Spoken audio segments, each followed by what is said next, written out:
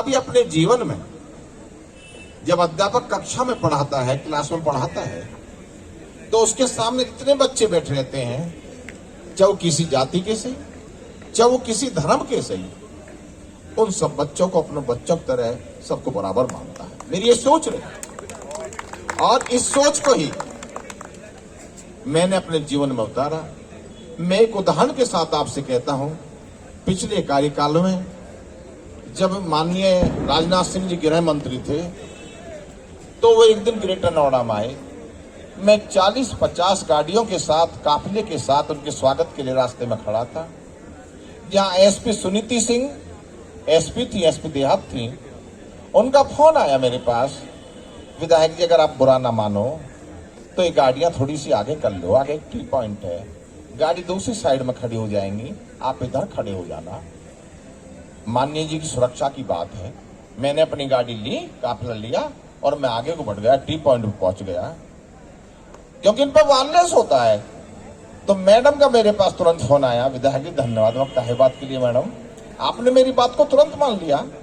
जब मैं प्रिंसिपल भी था इंटर कॉलेज में और एमएलए भी था, तो मैंने मैडम से कहा, मैडम आपको मालूम नहीं मैं टीचर हूं, आपको मालूम नहीं मैंने बच्चों को संस्कार दिए, आपको मालूम नहीं मैंने अनुशासन ठिकाया, आज मैं एमएलए बन के क्या अनुशासन तोड़ूंगा। तो मैडम इतनी प्रसन्न हुई। मैं एक उदाहरण दे रहा हूं आपको कि जो सूरजपुर का क्षेत्र पड़ता था थाने का, वहां के कोतवाल को मेरे पास भेजा, जब हम खड़े आने, उसने आके जय हिंद की और उसने धन्यवाद कहा, मैडम ने भेजा। मैंने मैडम को फिर फोन करा, मगर मैडम इसकी क्या जरूरत थी। तो मेरा एक भतीजा एसपी लखनऊ है, एसटीएफ में अलंकार नागर, मेरा स्टूडेंट भी रहा है और मेरा भतीजा भी है। वो मैडम उनके पास जाती रहती है, तो मैडम कहती है मुझे सबसे अच्छा विधायक तेजपाल नागर लगता है। उन्होंने कभी गुंडागर्दी की बात, बदमाशी की बात, कानून के विरुद्ध बात नहीं करी। और मुझे वो दिन भी याद है, हमारे जब कमिश्नरेट प्रणाली नहीं थी, एसएसपी प्रणाली थी, लव कुमार जी एसएसपी थे यहाँ के, तो लव कुमार जी का ट्रांसफर हो गया, प्रमोशन हो गया। लव कुमार जी का मेरे पास फोन आया, विधायक जी नमस्कार। मगर नमस्कार विधायक जी, मेरा ट्रांसफर हो गया।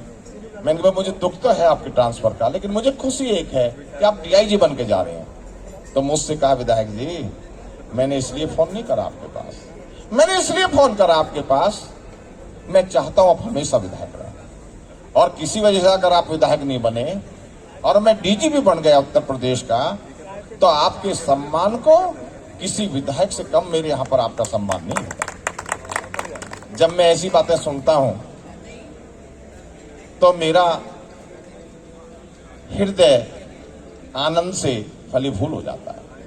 और दूसरी बात मैं एक और कहता हूं, साथियों मैं अध्यापक हूं। जब दूसरी बार टिकट भारतीय जनता पार्टी ने दिया, तो आप लोगों के कारण मुझे इतनी बड़ी जीत मिली जिसकी मुझे उम्मीद भी नहीं थी।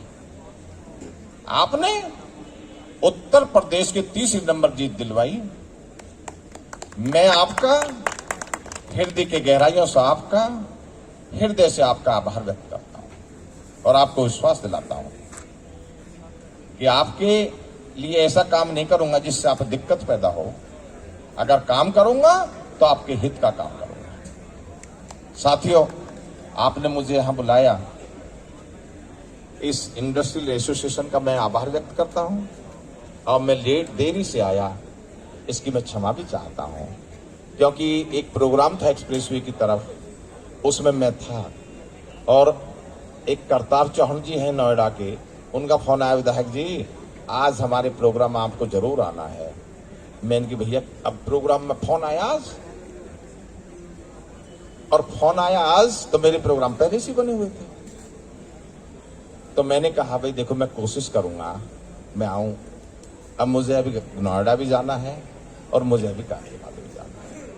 मैं आपके साथ पूरा आनंद लेता इस दीपावली के प्रोग्राम का, लेकिन मेरी मजबूरी है कि मुझे बाहर जाना है, मुझे अभी नोएडा और गाजियाबाद और जाना है। इसलिए साथियों पुनः आपको, आपके पूरे परिवार को दीपावली की बहुत बहुत हार्दिक शुभकामना।